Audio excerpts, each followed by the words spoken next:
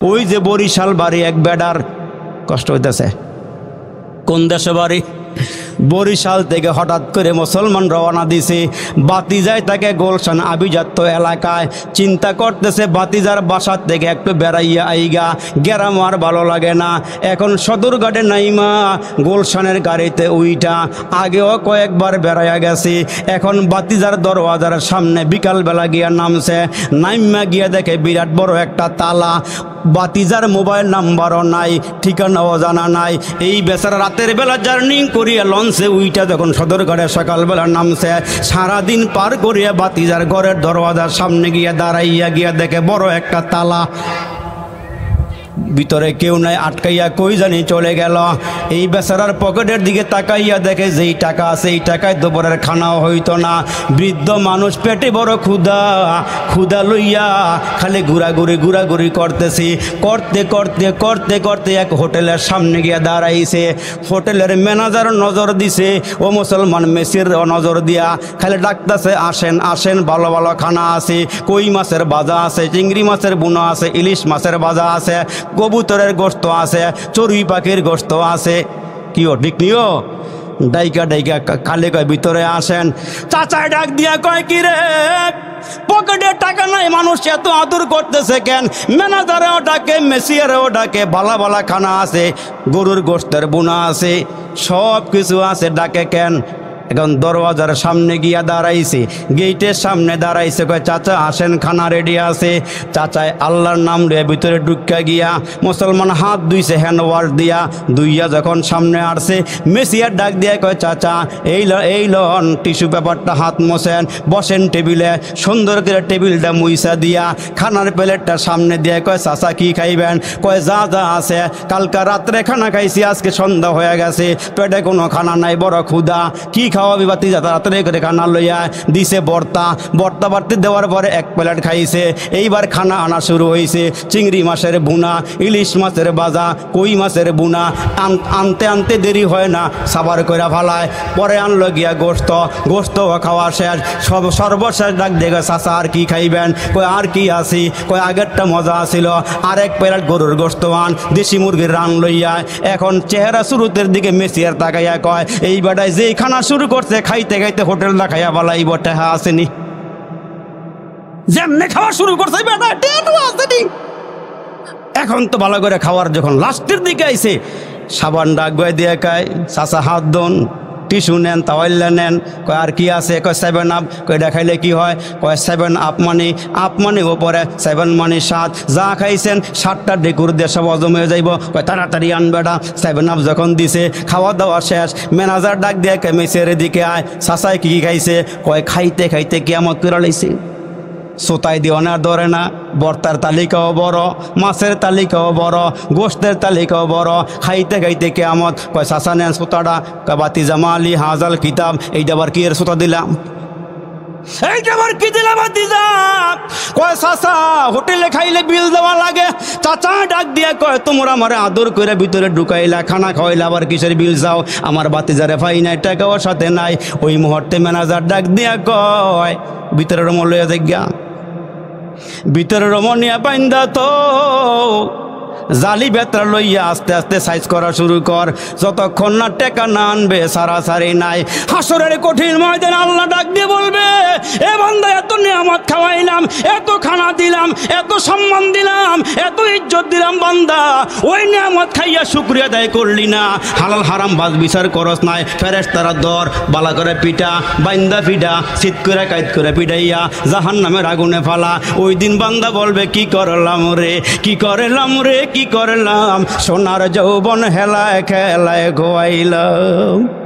অথচ আল্লাহ এখন কিছুই কয় না, আল্লাহ ধরেও না, খালি ছাড় দেয়। কয় যেমন মন এমন করো, আমার দরাদরি নাই। কিন্তু আল্লাহর একটা দরা আছে, শেষ মুহূর্তে ধরলে ফানি সুবাইয়া মাইরা লায়, শেষ মুহূর্তে ধরলে নাকের ভিতর দিয়ে মশা ঢুকাইয়া দেয়, শেষ মুহূর্তে ধরলে আমেরিকার বুশের মতো সুপার পাওয়ারে জুতার বাড়ি দিয়ে সেরের থেকে নিচে নামায় দেয়।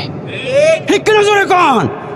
এখন তো আল্লাহ কিছু কইতেছে না, কিন্তু আল্লাহ একটা সময় ধরব ভাই সাহেব, ধরাটা আছে একবারে কঠিন ধরা। এই জন্য ধরার আগে আগে হুঁশিয়ার হয়ে যান, ধরার আগে আগে সাবধান হয়ে যান, যেন আমরা ওইখানে গিয়ে ধরা না খাই। তার কারণ আপনার আমার নবী আপনার আমার জন্য যেই কান্দাটা কানছে, যেই পেরেশানি হয়েছে, নিজে পেটটা ভরে কোনোদিন বালা খানা খায় নাই, আরামের বিছানার মধ্যে ঘুমায় নাই। কেন?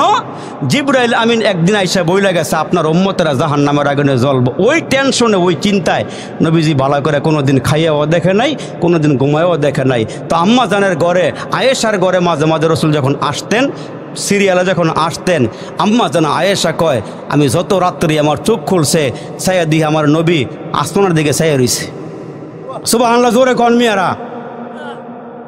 আমার নবীকে জিজ্ঞেস করি, ওগো নবীজি এত পেরেশান কেন? চোখের কোনায় পানি জমা কেন? কেন আপনি কাঁদেন? আমার নবী ডাক দিয়ে কয়, আয়েশা রে, আমার উম্মতের টেনশন আমি রাসূল ঘুমাইতে পারি না।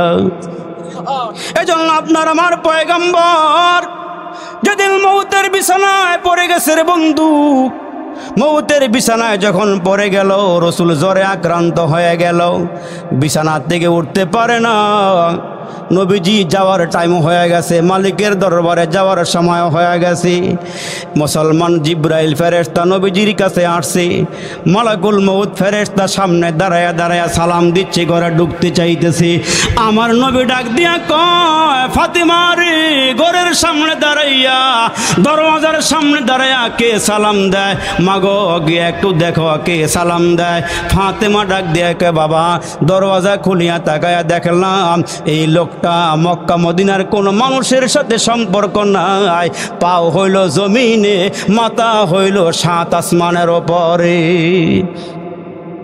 এমন মোটা দেহ আমার নজরে কোনোদিন পরে নাই। কয় পরিচয় নাও। কয় পরিচয় নিছে, ওনার নাম নাকি মালাকুল মউত। মালাকুল মউতকে ঘরের ভিতরে আসতে দাও। মালাকুল মউত নবীজির সামনে দাঁড়াইলে পরে আমার নবী ডাক দিয়ে কয়, কি জন্য আসছ? মালাকুল মউত ডাক দিয়া কয়, নবী গো, আমার আল্লাহ আমারে পাঠাইছে আপনারে নেওয়ার জন্যে। ওগো নবীজি, আগে কত পয়গম্বরের রূহ কবজ করেছি, কোনো অনুমতি নেই নাই, কিন্তু আমার আল্লাহ আমারে পাঠাইছে গো নবীজি। আপনি নাকি আমার আল্লাহর বড় প্রিয় পয়গম্বর, প্রিয় দোস্ত, আপনি একটু অনুমতি দিলে আপনার রূহটা বের করে নিতাম। আমার নবী ডাক দেয় কয়, মালাকুল মউত রে, আমি জানি যেতে হবে, আজ নয় কাল যেতেই হবে, তবে যাওয়ার আগে আমি জিবরাইলের সঙ্গে শেষ মুহূর্তে একটু পরামর্শ করে নেই, আমার উম্মতের ব্যাপারে আমার আল্লাহর ফয়সালা কি। এ মুসলমান বন্ধুরা রে, জিবরাইল আমিন নবীজির সামনে চলে আসলে মনোযোগ আকর্ষণ করছি। আরে কয়েকটা কথা বলবো রে বন্ধু। এ আমার বাবাজিরা রে, মালাকুল মউত আমার নবীর শিওরে দাঁড়ানো, জিবরাইল ফেরেশতা চলে আসছে।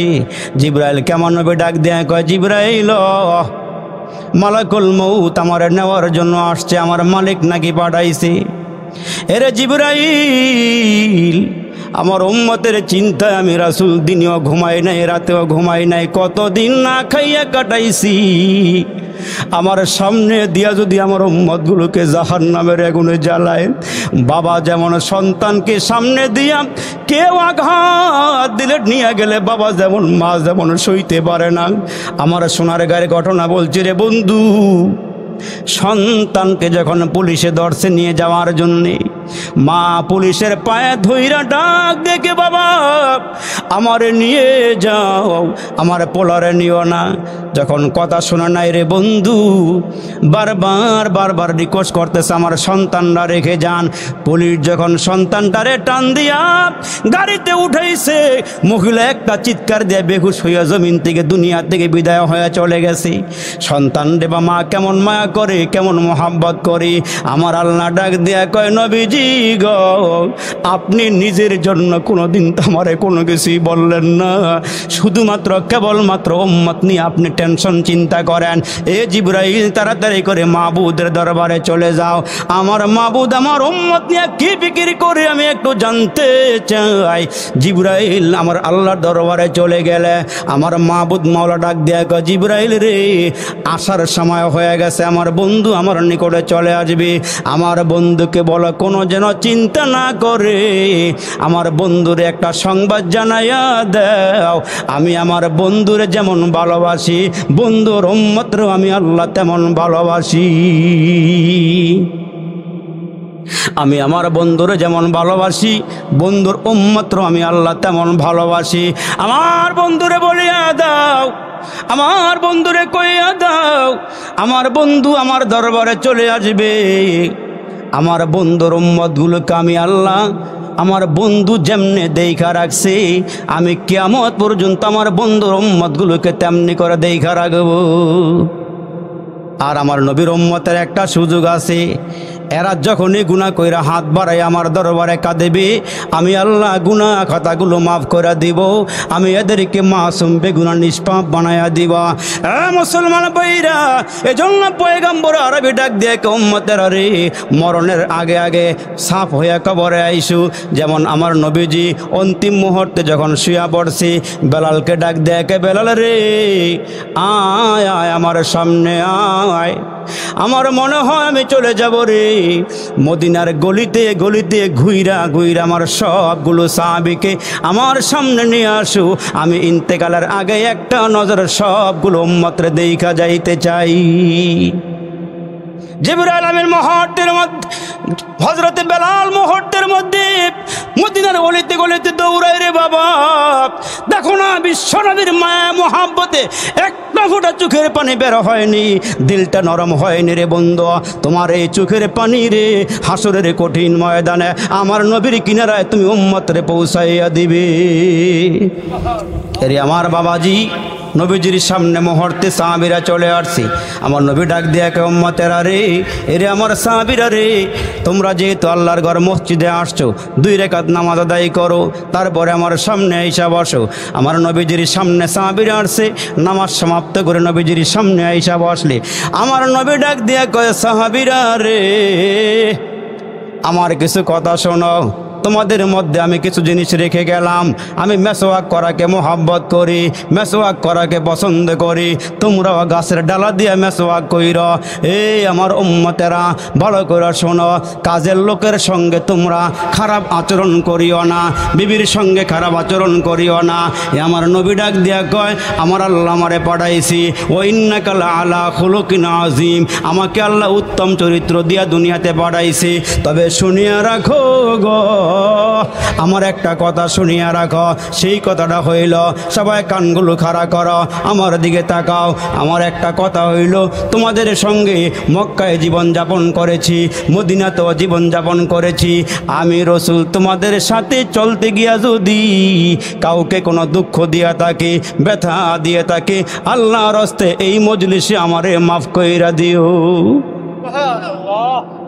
আমারে ক্ষমা করিয়া দিও, আমারে মাফ করিয়া দিও। আহারে কেমন নবীরে, আমরা নেতা হইলে আজকে কর্মীর কাছে মাপ চাইতে পারি না, বড় হইয়া ছোটর কাছে মাপ চাইতে পারি না। আমার আত্মগরিমা, আমার অহমিকা, আমার অহংকার। এর মুসলমান নবীর দিকে তাকায়া দেখো, নবীর থেকে বড় তো দুনিয়ার মধ্যে আর কেউ নাই, জান্নাতেও নাই, দুনিয়াতেও নাই, ওপরেও নাই, নিচেও নাই। আমার নবী হইল সর্বসেরা। জোরে কোন আল্লাহু আকবার। মুসলমান ভাইরা রে, আমার বিশ্বনবী দাঁড়ায় গেলে, আমারে মাফ করিয়া দিও, আমারে ক্ষমা করিয়া দিও। এই ঘোষণা দিলেন 3 বার। জোরে বলেন কয়বার? ঘোষণা দেওয়ার পর একজন সাহাবী চিন্তা করে, আমি মুহাম্মাদের হাতে হাত দিয়ে কালমা পড়ে মুসলমান হয়েছি, তবে আমার একটা জিনিস দেখার বড় শখ ছিল। বহু চেষ্টা করেছি, যুদ্ধের ময়দানেও গিয়েছি, এদিক সেদিকও গিয়েছি, দেখতে পারি নাই আমার নবীর 2 কান্দের মাঝখানে ডিমের মতো একটা খতমে নবুয়তের সিলমোহর আছে। আমার নবী শেষ নবী, আমার নবীর পরে আর কোনো নবী নাই, সিলমোহর মারা দিছে। এইটা আমার দেখার বড় শখ ছিল, আমি দেখতে পারি নাই। আজকে যেমনি হোক এই সিলমোহরটা আমি এক নজর দেখতে চাই। সাহাবী দাঁড়ায় গিয়া কে, ইয়া রাসূলুল্লাহ, ইয়া হাবিবাল্লাহ, ওগো আল্লাহর নবী, প্রতিশোধ নিতে বলতেছেন? কয় হ্যাঁ। কয় তাহলে আমার কিছু কথা আছে। কেউ দাঁড়ায় না নবীর সামনে। আবু বকর সিদ্দিক বসা, হযরত ওমর বসা, আবু বকর, ওমর, ওসমান আলী সবাই বসা। আমার নবীর 2 নাতিও 2 দিকে বসা, বৈশা বৈশা নবীর চেহারার দিকে তাকায়। আরে আমার আল্লাহ নবীর এমন একটা চেহারা দিছে গো, ক্ষুধার্ত মানুষ যদি আমার নবীর চেহারার দিকে তাকাইছে, ক্ষুধা নিবারণ হয়ে গেছে। পেরেশানওয়ালা মানুষ চেহারার দিকে তাকাইলে পেরেশানি দূর হয়ে গেছে। আল্লাহু আকবার, আল্লাহু আকবার। জীবনের চাইতে বেশি ভালোবাসি যারে, জীবনের চাইতে বেশি ভালোবাসি যারে, একবারও দেখি নাই তারে। গভীর রাত্রে উঠে উঠে আল্লাহকে বলবেন, জীবনের চাইতে বেশি ভালোবাসি যারে, একবারও দেখি নাই তারে। জানি নাই আমার ভালোবাসায় আছে কি ভুল, একবার হলেও দেখা দাও হে প্রিয় রাসূল, একবার হলেও দেখা দাও হে প্রিয় রাসূল। সর্বোচ্চ শিখরে যিনি নিজ মহিমায় কাটিল তিমির রাশি, যার রূপের আভায় চরিত্র মাধুরিতার অতি মনোরম। মা উলিদাত হাওয়া মিন সুলবি আদম ওয়ালা বিজিনানিল খুলদি মিসলুকা আখার। আমার নবীর মতো এত দামি মানুষ, এত দামি নবী দুনিয়াতে নাই, জান্নাতেও নাই। ওই নবী ডাক দিয়া বলেন, যদি আমি কারণে করে কোনো বেয়াদবি করে তাকে ভুল করে তাকে আমারে মাফ করে দিও, আমারে একেবারে নিষ্কলঙ্ক হয়ে কবরে যাওয়ার সুযোগ দিও। ওই সাহাবী ডাক দেখ, আল্লাহ একটা সুযোগ পাইছি, আজকে যেমনি হোক নবীজির ইন্তেকালের আগে আগে খতমে নবুয়তের সিলমোহরটা এই দুই নয়ন দিয়ে একবার দেখা নিব। সাহাবী জানা ডাক দেখ, ইয়া রাসূলুল্লাহ, ওগো আল্লাহর নবী, আপনার সঙ্গে আমি এক জিহাদের ময়দানে যেতেছিলাম। আপনি ছিলেন একটা ওটের উপরে, আমি ছিলাম আরেকটা ওটের উপরে। দুটোটা ওট পাশাপাশি চলতেছিল গো পয়গম্বর। আপনার ওটের মাথা আর আমার ওটের মাথা বরাবর। নবীজি কে, হ্যাঁ কি হয়েছে বলো? কয়, আপনি চাবুকটা হাতে নিয়ে গো নবীজি আপনার ওটের মাথার মধ্যে আঘাত দিয়েছিলেন গো নবীজি। ভুল ক্রমে গো নবীজি ওই আঘাতটা আপনার ওটের মাথায় না লেগে গো পয়গম্বর আমার পিঠের মধ্যে লেগে গিয়েছিল। আজকে আপনার সাহাবীদের সামনে গো নবীজি ওই চাবুকটা দিয়ে আপনার পিঠে বাড়ি মাইরা প্রতিশোধ নিতে চাই। এই আওয়াজ দেওয়ার পরে মুসলমান ওই মজলিসে যত সাহাবী ছিল কান্নায় বেহুশ হয়ে পড়ে গেছে। ডাক দিয়া দিয়ে কই, সাহাবী রে কি হয়েছে তোমার? আমার নবী অন্তিম মুহূর্তে, শেষ মুহূর্তে নুরানি কোরআনের চেহারাটা, নুরানি কোরআনি বদনটার মধ্যে কেমনে বাড়ি দিবা? আবু বকর দাঁড়ায় কামড়ে দাও, ওমর দাঁড়ায় কামড়ে দাও, ওসমান দাঁড়ায় কামড়ে দাও, আলী দাঁড়ায় কামড়ে দাও। আমরা থাকতে আমার নবীর পিঠে একটা আঘাত লাগতে দিব না। কিন্তু মুসলমান ওই সাহাবী দাঁড়ায় কয়, না হুজুর, আপনি যেমনি আঘাত দিয়েছেন আমি এমনি আঘাত দিয়া প্রতিশোধ নিব। ওই চাবুকটা কই আছে বলেন? আমার নবী ডাক দিয়া কয়, বেলাল রে দাঁড়াও, ওই চাবুকটা আছে ফাতেমার ঘরে, চাবুকটা নিয়ে আসো যাও। হযরতে বেলাল বারাক্রান্ত হৃদয়ে লইয়া, চোখের কোনায় পানি লইয়া, এশক আবেগ ভালোবাসা নিয়া, নবীর মোহাব্বত দিলের মধ্যে লইয়া হাঁটি হাঁটি পা পা করে ফাতেমার ঘরের দিকে আগাইতেছি। একটা কদম সামনে যায় রে বাবা, আরেকটা কদম পিছনে পালায়। যাইবার মনে চাইতেছে না, আমার নবীর পিঠে আঘাত লাগবে, এটা আল্লাহও সইবে না, দুনিয়ার কোনো মাকলুক সহ্য করতে পারবে না। কারণ যেই নবীর আল্লাহ না বানাইলে আসমান জমিন চন্দ্র সূর্য লৌহ কলম যা দেখি না, আমার আল্লাহ কোনো কিছুই বানাইতো না। লাউলা কালামা খলাকতুল আফলাক, আল্লাহ দুনিয়ার কোনো কিছুই বানাইতো না। বেলাল তো মুসলমান বারাক্রান্ত হৃদয় নিয়া, পাগুলো চলে না, মনে হয় যেন অচল হয়ে গেছি, পায়ের রগরাশে মনে হয় দুর্বল হয়ে গেছি।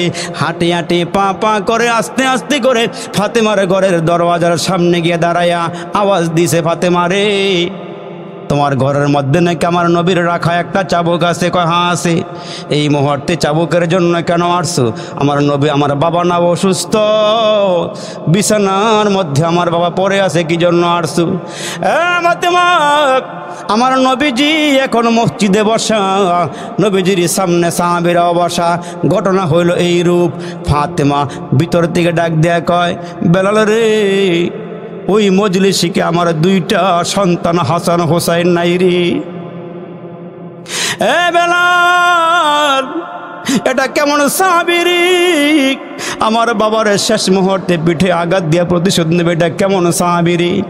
তুমি গিয়া বলবা আমার দুইটা সন্তান হাসান হুসাইন যেন বাবার সামনে দাঁড়ায়া যায়, যতগুলো বাড়ি দেওয়া দরকার হাসান হুসাইন যেন পিঠের মধ্যে নেয়, আমার বাবার গায়ে যেন একটা আঘাত না করা হয়। এর নবীর উম্মতের দল হযরতে বেলাল রাদিয়াল্লাহু তাআলা আনহু চাবুকটাই আমার পয়গম্বরের হাত মুবারকের মধ্যে দিলেন। ইয়া রাসূলুল্লাহ, ইয়া হাবিবাল্লাহ, নেন, এই নেন, চাবুকটা এনে দিয়েছি। রাসূল চাবুকটা হাতে নিয়ে ডাক দিয়ে কয়, সাহাবী রে আয়, চাবুকটা হাতে নিয়ে আমারে পিঠে আমারে মার। হযরতে হাসান হুসাইন কাঁদে আর কয়, হে আল্লাহর নবীর সাহাবী, আমরা দুই ভাই থাকতে রে আমার নবীর গায়ে একটা আঘাত লাগতে দিব না, প্রয়োজন হলে আমরা জাল কুরবান করে দিব, আমার নবীর গায়ে একটা আঘাত লাগতে দিব না। আমার নবীর সামনে দুই নাতি দাঁড়ায়া গেলে ওই সাহাবী চাবুকটা হাতের মধ্যে নিয়া আমার নবীর সামনে আইসা দাঁড়ায়া গেলে, আমার নবীর সামনে আসলে পরে চাবুকটা আমার নবী হাতের থেকে তার হাতে দিয়া বলে, নে নে, যে কয়টা পিটান দেওয়া দরকার আমার পিঠে দে, আমার প্রতিশোধ নিয়ে আমারে মাফ করিয়া দে। ওই সাহাবী কয়, হুজুর, ইয়া রাসূলুল্লাহ, আপনি যখন আমার পিঠে আঘাত দিয়েছিলেন গো নবীজি, আমার পিঠের মধ্যে কোনো জামা কাপড় ছিল না, আমার পিঠটা খালি ছিল, উদম ছিল গো নবী। এই মুহূর্তে আপনাকে যদি আমি প্রতিশোধ নিতে চাই, পিঠের পাঞ্জাবিটা সরাইয়া দেন, কাপড়টা সরাইয়া পিঠটা খালি করে দেন। পয়গম্বর আরবি পিঠের কাপড়টা সরাইয়া দিলে ওই সাহাবী পিছন দিক দিয়ে গিয়া গো দুইটা হাত বাড়াইয়া দিয়া আমার নবীকে জড়াইয়া দইরা আমার নবীর খতমে নবুয়তের সিল মোহরের মধ্যে দুইটা ঠোঁট দিয়া চুমাইতে শুরু করে দিছে। আমার নবীরে জড়াইয়া ধইরা চুমাইতে আরম্ভ করে দিল। আমার নবী কয়, কি হয়েছে তোমার? তুমি না চাবুক দিয়ে আঘাত দিবা, তুমি না প্রতিশোধ নিবা? ওই সাহাবী ডাক দিয়া বলে, আয়ে চশমায়ে রহমত মে আবি আংতা ওয়া উম্মি, আয়ে চশমায়ে রহমত মে আবি আংতা ওয়া উম্মি, দুনিয়া पे तेरा लुत्फ सदा आम रहेगा, तकबीर में कलमा में नमाजों में यज़ा में, तकबीर में कलमा में नमाजों में यज़ा में, है नाम इलाही से मिला नाम मोहम्मद, फरमाते हैं आदम के मुझे खुल्द तोरी में, लिखा हुआ तौबा पे मिला नाम मोहम्मद। अल्लाहु अकबर, जोर आवाज दे बोलेन। ওই সাহাবী রসুলকে জড়ায়া ধইরা কাঁদে আর চোখের পানিগুলো সারে, ডাক দিয়া কয়, নবীজি, আমি অন্যায় করেছি, আমারে মাফ করে দেন, আমি বেয়াদবি করেছি, আমারে ক্ষমা করে দেন। ওগো নবীজি, আপনি দুনিয়ার থেকে বিদায় হয়ে যাবেন, আমি শুনতে পাইছিলাম আপনার পিঠের মধ্যে একটা সিলমোহর আছে, আপনি শেষ নবী, আপনার পরে আর কোনো নবী নাই। ওগো নবী, আমি তাকায়া দেখলাম আপনি দুনিয়ার থেকে বিদায় হয়ে যাবেন, আমার আফসোসটা আমার মনের মধ্যেই রয়ে যাবে।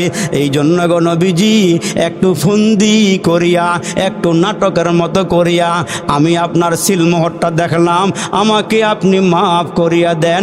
এই দুইটা ঠোঁট লাগাইয়া চুমা দিয়েছি, আপনার ভালোবাসাটা আরো হাজার গুণ আমার মোহাব্বতের মধ্যেই বাইরে গেছে। আমার নবী দাঁড়ায়া ডাক দিয়া বলেন, এ সাহাবীরা রে, তোমরা যদি জান্নাতি মানুষ দেখতে চাও, দুনিয়ার মধ্যে যদি তোমরা জান্নাতি মানুষ দেখতে চাও, আমার এই সাহাবীর দিকে তাকাও, আমার এই সাহাবী আল্লাহর জান্নাতি। এই জন্য আমার পয়গম্বর ডাক দিয়ে বলেন, লা ইউমিনু আহাদুকুম হাত্তা আকুনা হাব্বা ইলাইহি মিন ওয়ালিদিহি ওয়া ওয়ালাদিহি ওয়ান নাসি আজমাইন। হে আমার উম্মতেরা, নিজের জানের চেয়ে আমারে বেশি মোহাব্বত করবা, সন্তানদের থেকে আমারে বেশি মোহাব্বত করবা, আব্বা আম্মার থেকে বেশি মোহাব্বত করবা, তাহলে তোমরা প্রকৃত মুমিন হইতে পারবা। আর একটা সবক দেওয়া যায় ভাই, হাসরের কঠিন ময়দানে যদি নবীজির নিকটবর্তী থাকতে চান, সারা দিন রাইতে মুসলমান যত বেশি পারবেন নবীর শানে দুরূদ শরীফ পড়বেন। বড় দুরূদ পড়তে পারেন না, ছোট্ট ছোট্ট দুরূদ আছে, সাল্লাল্লাহু আলাইহি ওয়াসাল্লাম, সাল্লাল্লাহু আলাইহি ওয়াসাল্লাম। এখানে দুরূদও আছে, সালামও আছে। জপবেন বৈশা বৈশা, নবীরে ভালোবাসবেন, হৃদয় দিয়ে ভালোবাসবেন আর বলবেন, আল্লাহ নবীজি পাই নাই, আল্লাহ নবীরে দেখি নাই, কিন্তু নবীরে মোহাব্বত করি, নবীজিরে ভালোবাসি। আহারে মোহাব্বত কারে কয়? নবীজি ডাক দিয়া কয়, সাহাবীরা রে, আল্লাহর কোরআনের পতাকা উড্ডীন করতে হবে, কালিমার পতাকা উড্ডীন করতে হবে, আগামীকালকে আমার সঙ্গে তোমাদেরকে যাইতে হবে। সাহাবীরা ডাক দিয়া কয়, নবীজি কোথায় যাব? কয় জিহাদের ময়দানে যাব। সাহাবীরা নাম লেখাইতেছি, এমন টাইমে পর্দার আড়াল থেকে একজন মহিলা দুধের বাচ্চা নিয়া আড়ালে দাঁড়াইয়া ডাক দিয়া কয়, ইয়া রাসূলুল্লাহ, আমি আসছি আপনার সঙ্গে একটু কথা বলতে চাই। কয় কি কথা বলবা? বোন গো, কি কথা বলতে চাও? কয় নবীজি, কয়েকদিন আগে যে জেহাদ হইল, ওই জেহাদে আমার স্বামী মারা গেছি, আমার বড় সন্তানও মারা গেছি, আমার ভাইও মারা গেছি। এখন যে আপনার কাছে কাউরে দিব ওই ধরনের কোনো লোক নাই। আপনি আওয়াজ দিয়েছেন জেহাদের ময়দানে যাবেন, ওগো নবীজি আমি কি দিব? আপনারে দেওয়ার মতন কোনো কিছু নাই।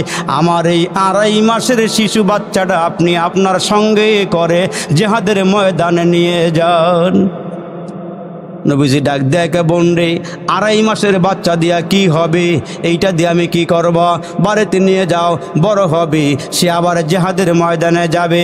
কিন্তু মহিলা ডাক দিয়া বলেন, ইয়া রাসূলুল্লাহ, ইয়া হাবিবাল্লাহ, আপনি আমার এই বাচ্চাটাই নিয়ে যান, কারণ আপনি যখন জেহাদের ময়দানে যাবেন, এক হাতে তলোয়ার নিবেন, এক হাতে তলোয়ার নিবেন, আর এক হাতে জান্ডা নিবেন। ওগো নবীজি, আপনি এক হাতে তলোয়ার নিয়েন, জান্ডা হিসাবে আমার এই বাচ্চাটা নিয়ে যান।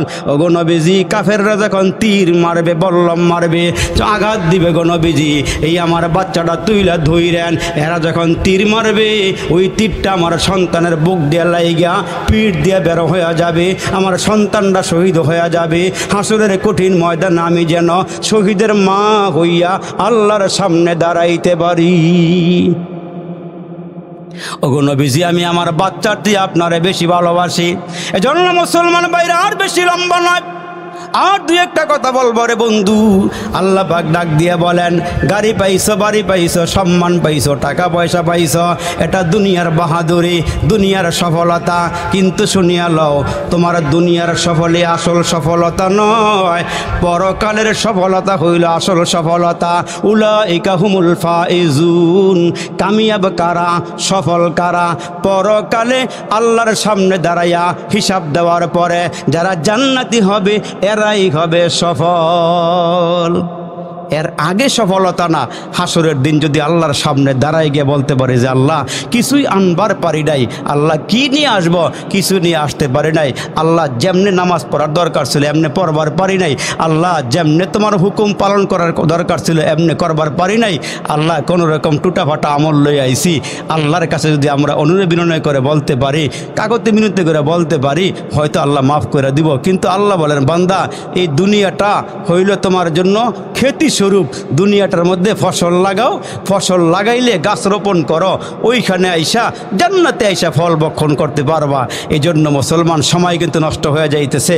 আমরা মনে করতেছি জবান দিয়ে যা বাইর হইতেছে বাতাসে উড়ে যাইতেছে, আসলে উড়ে না। মা ইয়ালফিজু মিন কাউলিন ইল্লা লাদাইহি রাকিবুন আতীদ, বান্দা জবান দিয়ে যা বাইর করে ফেরেশতারা সব লিখতেছে। কিরামান কাতিবিন, ফেরেশতা দুজন, কিরামান কাতিবিন, ফেরেশতা দুজন, মানুষের সঙ্গে থাকে সদা সর্বক্ষণ, পাপপূর্ণ ভালো মন্দ যা করে বান্দায় সব কিছু লিখে রাখে আমল নামায়। যা কিছুই জবান দিয়ে বাইর হয় এগুলো বৃথা যায় না, সব কিছু আমলনামায় লেখা হইতেছে। কিরামান কাতিবিন ইয়ালামুনা মা তাফআলুন, আমরা যখন যেখানে যা করি সব কিছু ফেরেশতারা লেখা রাখতেছে।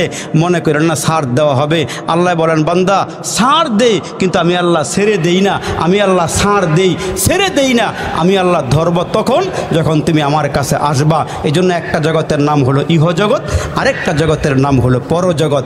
ইহজগতের হায়াত একেবারেই অল্প, পরজগতের হায়াত হলো অনেক লম্বা। ওই হায়াতকে বুঝাইতে গিয়ে রসুল সাহাবীদের সামনে বলেন, সাহাবীরা সাগরের মাঝখানে যদি আঙ্গুল ঢুকাইয়া দিয়ে আবার উঠানো হয়, আঙ্গুলের অগ্রভাগে আঙ্গুলের মাথায় যতটুকুন পানি লাগে এইটা হলো দুনিয়ার হায়াত, আর সাগরের ভেতরে যত পানি আছে ওইটা হলো পরকালের হায়াত। তাহলে দুনিয়ার হায়াতের শেষ আছে, সমাপ্তি আছে, পরকালের হায়াতের কোনো সমাপ্তি নাই। এইখান থেকে উইটা বাড়ির যাইবার পারম এই গ্যারান্টি আপনার আমার কাছে নাই। নবীজি দেখায় গেছেন সাহাবীদেরকে, রসুল জেহাদের ময়দান থেকে এসে সাগরের পারে তাবু গাইরা আরাম করতেছেন। কিছুক্ষণ পরে রসুল বললেন, হে সাহাবী তুমি একটু পানি নিয়ে আসো, অজুর পানি নিয়ে আসো, আমি একটু টয়লেটে যাইতেছি। তো রসুল টয়লেটে গেলেন। রসুল আরবি টয়লেট থেকে বের হইয়া সামনে মাটির টাকা পাইয়া তায়াম্মুম করলেন, পাক পবিত্র হয়ে গেলেন। একটু সামনে অগ্রসর হইয়া সাহাবীর কাছ থেকে পানি নিয়ে আবার অজু করলেন। সাহাবী চিন্তা করতেছে, রসুল কয়েকটা কদম সামনে আসলে পানির বদনা আছে, লোটা আছে, অজু করবার পারেন, কিন্তু আপনি টয়লেট থেকে বের হইয়া ওই মাটি হাতে নিয়ে তায়াম্মুম করলেন, কারণটা কি? রসুল ডাক দিয়ে বলে, সাহাবী তোমার পর্যন্ত যেতে পারবো, অজুর পানি পর্যন্ত যেতে পারবো, এই গ্যারান্টি আমার কাছে নাই, এই গ্যারান্টিটা আমার কাছে নাই। অথচ রসুল দুজাহানের বাদশাহ, আল্লাহর সঙ্গে যার কথোপকথন, যিনাকে আল্লাহ মেরাজে নিয়ে গেলেন, আল্লাহ পাক কাছাকাছি নিয়ে গেলেন, ওই রসুল বলেন আমার হায়াতের কোনো গ্যারান্টি নাই। আর আমরা কি বলতে পারবো আমাদের হায়াতের গ্যারান্টি আছে? স্যান্ডেল কিনলে 1 বছরের গ্যারান্টি দেয়, হ্যাঁ, একটা ফ্রিজ কিনলেও 10 বছরের গ্যারান্টি, মোবাইল কিনলেও 1 বছরের ওয়ারেন্টি গ্যারান্টি দিয়ে দেয়। অথচ আমরা দামি মানুষ 4টা জিনিসের কসম খাই আল্লাহ বলেন, ও তিনি ও জাইতুন ও তুরি সিনিন ও হাজাল বালাদিল আমিন লাকদ খলাকনাল ইনসানা ফি আহসানি তাকওয়িম। মানুষকে আল্লাহ বড় সুন্দর করে বানাইছে, এমন সুন্দর করে আল্লাহ আর দুনিয়ার কাউকে বানায় নাই, মানুষকে যে সুন্দর করে বানাইছে। এই জন্য মানুষের কাজ হইল 24টা ঘন্টা যতক্ষণ আমি সজাগ থাকি জিক্র ফিক্রে থাকা, আল্লাহর গুণগান লইয়া জিব্বাটারে তাজা রাখা। তার কারণ নুন খাইব যার, গুণ গাইব তার, মালিক যিনি প্রশংসা হবে তার। এই জন্য পায়ে হাত দিয়ে বলে যাই, বাবা এখনও সময় আছে, এখনও সুযোগ আছে। কবরে ঢুকার আগে আগে তওবা করেন, কবরে যাওয়ার আগে আগে আল্লাহর কাছে গুনাহ মাপ চান, তাহলে দেখবেন আপনার আমার গুনাহ মাপ হয়ে গেলে সহজ হয়ে যাবে। কিন্তু আমরা মনে করতেছি আজকা না কালকা না পরশু তওবা করুম নে। আমাদের তওবা হচ্ছে ওই সাপ আর ব্যাঙের দোস্তির মতো। সাপে আর ব্যাঙে দোস্তি, একজন উপরে আর একজন পানির মধ্যে। কিন্তু ব্যাঙ মাঝে মাঝেই সাপকে নসিহত করে, ওয়াজ করে, বয়ান করে, বলে এই সাপ তুই সোজা হয়ে চলবি, আঁকাবাঁকা হয়ে চলবি না। তো সাপ কি বলে ব্যাঙেরে, এই তোর থেকে জিগায় চলুম, কেমনে চলবো আমারটা আমি ভালো জানি, আমি সোজা হমু না বেঁকা হয়ে চলবো, আমারটা আমি ভালো জানি, তোর বলতে হবে না, তোর ওয়াজ করতে হবে না, আমার যেমনি মনে হচ্ছে এমনিই চলবো। তো অনেক দিন নসিহত করার পরও সাপের নসিহত নেয় না, ওয়াজ গ্রহণ করে না। তো হঠাৎ করে একদিন এই ব্যাঙটা পানির থেকে উইঠা যখন কিনারায় উঠছে, টানে উঠছে, উঠটা দেয় সাপ সোজা হয়ে শুয়ে রয়েছে, সোজা। তো ব্যাঙটা সাপের কাছাকাছি এসে কয়, ভাই সোজা হয়ে শুয়ে রইলা, মনে হয় আমার ওয়াজ কাম লাগছে। আসলে ব্যাঙে ওই সাপের কিনারা দিয়া লেজটার মধ্যে কামড় দিয়ে যখন লাড়া দিছে, দে লড়াচড়া নাই, কি নাই, লড়াচড়া নাই। তখন ব্যাঙ ডাক দিয়ে সোজা হইলে তো হইলি, মরার পরে হইলি আর কি, মরার আগে আর হইলি না। তা আমরাও মনে করি পিটানি যা আছে কবরে গিয়া না, এর আগে তো আর পিটাইব না, আগের পিটাইব কাটায়। আমার 10টা 9টা ভাই আছে, পিটাইব কাটায়। আমার বাবা চেয়ারম্যান সাহেব আছে, মেম্বার সাহেব আছে, এলাকার প্রভাবশালী, আবার পিটাইব কাটায়, ধর্ম কাটায়, যেমনি মন চায় এমনি চলো। ভাই গো, তোমার মন চাইলে তুমি চলতে পারবা, তোমার কেউ বাধা দিবে না। কিন্তু একটা জায়গার মধ্যে বাধা আছে, ওই জায়গার নাম হলো কবর। ঠিক কিনা জোরে কখন? ওই জায়গার নাম কি? ওই জায়গাটার নাম হলো কবর। এই জন্য আমাদের প্রধান মেহমান কিন্তু আছে, আপনারা উঠা বসা করেন না, হুজুরে আসতেছে, হুজুর আসার পরে ইনশাল্লাহ আবার আপনারা ফিনিশিং বয়ান শুনবেন। এজন্য আমি যেই কথাগুলো বলতেছিলাম যে আমার জীবনকে সফল করে কবরে যাওয়া লাগবে। আমারে আল্লাহ এমনি পাঠায় নাই, গরু ছাগল যেমন চায় তাই খাইয়ে ফেলায়, কুত্তা বিড়ালে যেমন চায় তাই খাইয়ে ফেলায়, কিন্তু আমি আশরাফুল মাখলুকাত, আমার যেমনে মনে চায় আমি এমনে চলতে পারবো না। আমাকে চলার জন্য আল্লাহ পাক রাস্তা দিয়েছে, আমাকে 30 পারা কোরআন দিয়েছে, আমাকে বলেছে ওই কোরআনকে ফলো করে চলো আর আমার নবীর আদর্শকে ফলো করে চলো। এই দুইটা রাস্তার দিকে চলো, দেখবা তোমার জিন্দেগি কামিয়াব হয়ে যাবে, তোমার পরকালের জীবনটা সফল হয়ে যাবে। আর যদি মনে যা চাই তাই করো, তাহলে এখন তোমার কিছুই বলবো না, এখন তোমার ধরবো না, কিন্তু একটা ধরার জায়গা আছে, ওইখানে তোমার কেউ ছাড়বে না। এই জন্য রসুল বলেন ওই দিন আফসোস করতে করতে কানতে কানতে মানুষ চোখের পানিগুলো ছেড়ে দিবে, এক পর্যায়ে গিয়া চোখের পানি শেষ হয়ে যাবে, রক্তগুলো বের হবে, রক্ত বের হওয়ার পরও রক্ত শেষ হয়ে যাবে, কান্না শেষ হবে না, কিন্তু ওই দিন আল্লাহ আপনার আমার দিকে তাকাইও চাইবে না। আচ্ছা ভালো করে বলেন তো, হুজুরে আসার আগে আর 2-1টা কথা বলি।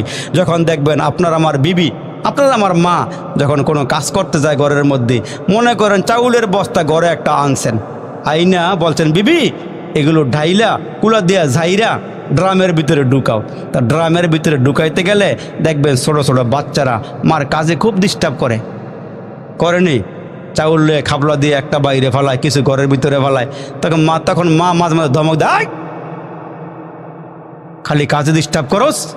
তো 1বার 2বার ধমক দেওয়ার পরও যখন বাচ্চায় শোনে না, তখন মা রাগ কইরা থাপড় একটা লাগাই দিছে, থাপড় একটা দিন যখন দিছে ওই কোনায় বইয়া বইয়া এই যে কান্দতেছে, 1টা ঘন্টা হয়ে গেছে, মা ওর দিকে তাকাই দেখে না, মাকে ভালো করে কাইন্দাল, আমি কাজ শেষ করে লই, আমি কাজটা শেষ করে লই। এই কি করছে এবার বুদ্ধিমান, 1টা ঘন্টা কাইন্দা যখন দেখছে মা এর দিকে তাকাই না, তখন সোড্ডা পাল্টাই দিয়ে কয় আম্মা গো, আম্মা তোমার ছাড়া আমার কেউ নাই, আম্মা তুমি আমারে কোলে নেও, সুমা দেও, মা খাওয়ন দেও। যখন এগুলোকে ডাক দিছে, মার কলিজে গেছে গা ঠান্ডা হইয়া, মায়ের সব কাজ কাম ফালাইয়া দিয়া হ্যাঁ টান দেয় না, কলো লইছে, গালা সুমা দিয়া কয় আর একাম করবি, আর করবি নি কয় না আম্মার করতাম না। মার মন গড়লে গেছে গা, কিন্তু একটার সময় আইব আমরা বাইসাব যারা আমরা এনো আসি, গুণা লইয়া কবরে গেলে, তওবাবিহীন গেলে, গুণা মাফ না হইলে এই আল্লাহ পাক বলবে এবারে তার হ্যাঁ ধর ধর, দইরা যখন জাহান্নামা ফালাইব, হ্যাঁ যে কত হাজার বছর এখানে কানবো, আল্লাহর দিকে চাইতই না। সর্বশেষ যখন আগুনে জ্বললে পুরে সারকার হইয়া গুণা শেষ হইব, তখন হ্যাঁ ওই আগুন থেকে উতলে উপরের দিকে উঠটা মুখটা বাড়াই দিয়ে কইব ইয়া হান্নান ইয়া মান্নান। 2টা নাম আল্লাহর, এটা কাবাগরের গিলাফর লেখা আছে, সুবহানাল্লাহ জোরে কর, ইয়া হান্নান ইয়া মান্নান। আল্লাহ কইব কি রে জিব্রাইল, হেরা ডাহা কেলে গা জিগা তো গিয়া, জিব্রাইলকে কে ভাই নাকস কেলে গা, কয় জাহান্নামের আগুন আর সহ্য হইতেছে না, এই জন্য আমরা আল্লাহরে ডাকি। কয় কি চাস, কয় উঠবার চাই, আর আগুনে পড়তে চাই না। আল্লাহ কয় রমজান মাসে দিনের বেলা ডালের বড়া খাবেনি, আঞ্জা দিয়া গাঞ্জা খাবেনি, ফাঁকে ফাঁকে ইয়াব্বা খাবেনি। আল্লাহ আর খাইতাম না, আল্লাহকে খাওয়ার টাইম নাই। যাবি কেমনে, যাওয়ার তো সুযোগ নাই, গেলে না খাবি। এখন আল্লাহ বলবো এই আমার একটা ঘোষণা ছিল, সর্বশেষ যেই লোকটাকে জাহান্নামের আগুন থেকে বাইর করব, যদি এটা আমার নবীর উম্মত হয়ে থাকে, সরিষা দানা পরিমাণ ঈমান থাকে, আমার ওয়াদা ছিল 10টা দুনিয়ার সমান তার একটা জান্নাতের মালিক বানাই দিব। আর একটু জোরে কর। এই হাদিস শরীফের মধ্যে আসছে সর্বশেষ যে লোকটা জাহান্নাম থেকে বাইরিব, বাড়িয়ে কেব আল্লাহ জান্নাত জায়গা টাকা আসেনি, শব্দ মনে গেছে গা, গিয়ে দেখ, কয় আল্লাহ জান্নাতে কোনো জায়গা টাকা তো দেখি না, শেষ হয়ে গেছে গা। আল্লাহ কয় তোরটা ঠিকই আছে, তোরটা এখনো যায় নাই, বান্দা গিয়ে দেখবো জান্নাতের ভিতরে এত সুন্দর গাড়টি লইতে লইতে বইরা লাইছে, আল্লাহ আর বাকি নাই। এখন বলবো আল্লাহ কি লইলাম, কি রাখলাম, কি আর বাকি আছে? তখন আল্লাহ কইব বান্দা কি লইছস, কি বাকি আছে? তুই তো আর বড় আলেম হস নাই, তুই তার বোখারি শরীফ পড়স নাই, বড় বড় কিতাবা পড়স নাই, তোর গ্রামের কোনো হুজুর তুই চিনস এমন হুজুর আছে? কয় আল্লাহ আছে। আল্লাহ মাহমুদ সাহেব হুজুর আছে, নুরুল্লাহ হুজুর আছে, ওনার আব্বাই আছে, আর আশেপাশে বড় বড় হুজুর যারা সবার চিনি না, আব্দুল আজিজ ভাই আছে, এলাকার যারা আছে, একজনের নাম কইব যে আল্লাহ ওনার লাগে বইয়া চাটা খাইছিলাম, ওনারা একটু চিনি। কয় তাইলে এই কাগজটা লইয়া ওনার কাছেই যা। ওনার কাছে যাওয়ার পরে দিয়া ভাই হুজুর এক লগে বই না চা খাইছি, চলাফেরা করছি, দেন তোমার সোতাটার মধ্যে কি লইছে আর কি বাহিয়ে আছে, ছায়া দেখবো হ্যাঁ যা মনছে তাই লইছে, গরুর গোছ বাদ দেন ও লইতে লইতে বেহুশ হয়ে গেছে গা। কয় আর কি বাকি আছে হুজুর? কয় মিয়া তুমি জান্নাতে যার লেগে আইছো হ্যারে তোলাও নাই। সুবহানাল্লাহ কোন তুমি জান্নাতে যার জন্য আসছো, সবচেয়ে বেশি বান্দা যেটা পাইয়া খুশি হবো সেটা আল্লাহ পাকের দেখা। সুবহানাল্লাহ জোরে বলে। তখন এক নম্বরে আল্লাহরে তুমি লও নাই। আল্লাহরে লই নাই? কয় না। কয় এই এক নম্বরটা বাকি আছে, আল্লাহরে পাইলে তুমি সব পাইয়া যাইবা, আল্লাহরে না পাইলে তোমার এই জান্নাতের নিয়ামত দিয়ে কী হইব? আল্লাহরে পাইলে বান্দা সব নিয়ামতের কথা ভুলে যাইব গা। এই জন্য আমাদের বড় পীর আব্দুল কাদের জিলানী রহমতুল্লাহ বলতো, জান্নাত দো জোকসে ইয়া রব ক্যা করু আরজু হয় মাই তুঝে দেখা করু। আল্লাহ জান্নাত জাহান্নাম দরকার নাই, যদি আমার জাহান্নামও ফালাও আর তুমি ওইখানে থাকলে আমার লেগে আমার জাহান্নামই বালা। সুবহানাল্লাহ জোরে বলে। তুমি যেখানে আসো আমার এনেই রাখো, তুমি যেখানে আসো আমার এনেই রাখো। আল্লাহ তুমি তোমার কাছে আমার রাখো। এই জন্য তো এই যে আসিয়া দোয়া করছে আল্লাহর কাছে, আল্লাহ স্বামী হারাইছি, সম্মান হারাইছি, টাকা পয়সা হারাইছি, ঘর বাড়ি হারাইছি, জামা কাপড় লয়ে গেছে গা, আল্লাহ রাজমহলটা লয়ে গেছে গা, তোমার কাছে কিচ্ছু চাই না আল্লাহ, জান্নাতে তোমার কাছে আমি একটা ঘর চাই আল্লাহ। এই জন্য বলছে যারা মোমেন, যারা নেককা, যারা আল্লাহরে খুশি করছে, যখন মরার টাইম হইব, এটা আমনের বেলা আমার বেলা সবার বেলা হইব, যখন টাইম হইব তখন ফেরেশতারা দূরের থেকে যখন এক ঝলক এক ঝাঁক ফেরেশতা আসবো, তখন বান্দা তাকায় দেখবে একটা নূর, বড় মধুময়, বড় মহব্বতের নূর আসতেছে। যত কাছে আসে ততই ভালো লাগে। তখন ফেরেশতারা এ বলবো, এই বের হয়ে আসো, ও খরুজি বের হয়ে আসো। 60 বছর 70 বছর হায়াতের জীবনে এই রুহুর লগে বডির লগে একটা সম্পর্ক হয়ে গেছে গা, রুহু বার হইতে চায় না, বার হইতে চাইব না। তখন এই ফেরেশতারা আল্লাহ পাকের কাছে গিয়ে বলবো, আল্লাহ রুহু তো বাইর হয় না, বহু চেষ্টা করছি, আল্লাহকে হেরা যেটা দিমু এটা সামনে না তুলে দর। আল্লাহ কি দিবা? কয় জান্নাত দিমু। জোরে গন ও আবশিরু বিল জান্নাহ। এই জান্নাত যখন বান্দার সামনে তুলিয়া ধরার পরে ভাই সাহ সব ভুলে দেবো গা। তখন আস্তে কইরা আল্লাহ বলবেন, এই নফস মুতমাইন্না, সফল নফস, সুন্দর নফস, মুতমাইন্না নফস, বের হয়ে আসো। বের হইতে দেরি হবে, আমার জান্নাতে ঢুকতে দেরি হবে না। আর একটু জোরে বলেন, এদের জীবন হবে সফল। ওই সফল মানুষগুলো আল্লাহ পাকের জান্নাতে যাবে। আমার কথায় কোনো মনে কষ্ট হয়েছে? রাগ করছে?